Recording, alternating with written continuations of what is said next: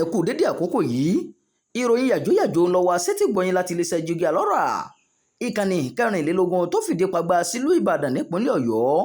Imam Abdulwaheed ni oníròyìn yìí. Ilé-ẹjọ́ gíga ti ìjọba àpapọ̀ tó wà nílùú Àbújá ti dá ẹjọ́ ikú fún ọkọ olórin ẹ̀mí tó ti dolóògbé Osinachi Peter Nwachukwu.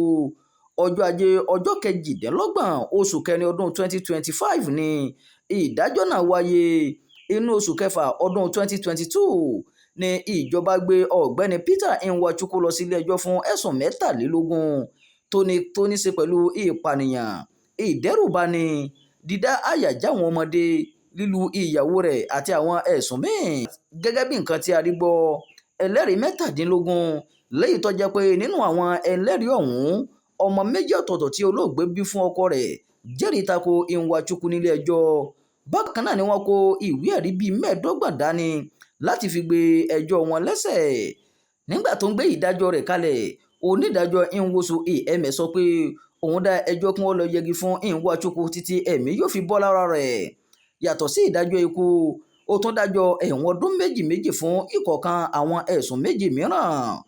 Fún ẹ̀sùn kẹwàá, ìdájọ́ ẹ̀wọ̀n oṣù 6, ẹ̀wọ̀n ọdún 3 fún ẹ̀sùn 11 àti owó ìtanràn 700,000 náírà fún ẹ̀sùn kẹfà àti ìkeje. Arábìnrin Osinachi tíyàwó orin rẹ̀ Eweme tan ìràwọ̀ rẹ̀ káàkiri ayé jáde láyé lọ́jọ́ 9 oṣù kẹrin ọdún 2022 lẹ́yìn tí wọ́n ní ó ní ọgbẹ́ inú lọ́kàn aya rẹ̀ nítorí ìyà àti lúlù tí ọkọ rẹ̀ máa ń lù ú. Wọ́n sin òkú rẹ̀ ní ọjọ́ àbámẹ́ta ọjọ́ 15 oṣù kẹfà ọdún 2022. Onírúurú ẹ̀sùn làwọn mọ̀lẹ́bí arábìnrin yìí pẹ̀lú àwọn ọmọ àti àwọn tí wọ́n jẹ́ alábàtàn rẹ̀ fi kàn án pẹ̀lú lúlù bàrà eléyìí tí ó máa ń lu akọrin ẹ̀mí náà látìgbà tí wọ́n ti fẹ́ra wọn. Èyí tó fa ọ̀pọ̀ awuyewuye lórí ẹ̀rọ ayélujára lórílẹ̀‐èdè Nàìjíríà nípa ìmọ̀fìyàjọkọ tàbí fìyàjàyà.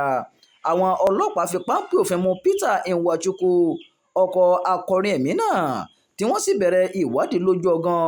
Lára ìwádìí tí wọ́n ṣe níbẹ̀ ní ṣíṣe àyẹ̀wò ikú rẹ̀ nílànà ìṣègùn òyìnbó ti jẹyọ lásìkò ìpàdé kan tó wáyé láàrin ọ̀gá ọlọ́pàá Nàìjíríà àti mínísítà fọ́rọ̀ àwọn obìnrin Pauline Tallen àtàwọn mọ̀lẹ́bí olóògbé náà.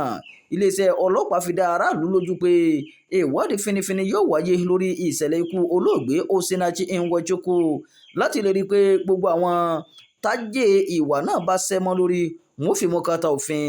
Ṣáájú ikú rẹ̀, olórin ni Osinachi, akọrin sì tún ni tó di gbajúgbajà nítorí orin Eweme tí ó pawọ́pọ̀ pẹ̀lú olórin míì Prosper Ochimamako. Orin náà ti lé ní èèyàn 71 mílíọ̀nù tó ti wò ní YouTube. Bákan náà, Osinachi ti kọrin nínú àwọn orin bíi Naira Ekele pẹ̀lú pásítọ̀ ìjọ rẹ̀ Paul Eneche àti You No Dey Use Me Play pẹ̀lú Emma. Bákan náà ló ti gbé orin tirẹ̀ jáde eléyìí tó pe orúkọ rẹ̀ ní God of All Power. Ó sábà máa ń kọ orin ní èdè rẹ̀ Ìgbò, àmọ́ kò sẹ́ni tí kì í rántí orin tó bá kọ tẹkuntẹkun. Ẹni ọdún 42 ni ó fi ayé sílẹ̀ o, tó sì fi ọmọ 4 àti ọkọ rẹ̀ sáyé lọ. Ìròyìn yàjóyàjó fún ti àkókò yìí kò ní jù báyìí lọ. Ẹ má gbàgbé láti subscribe sórí ìkànnì Jígí Alárà, ìkànnì 24 tó fìdí pagbá sílùú Ìbàdàn nípínlẹ̀ Ọ̀yọ́. Imam Abdulwaheed ló ti ń jábọ̀ ìròyìn láti ìlú Ìlọrin, ìpínlẹ̀ Kwara.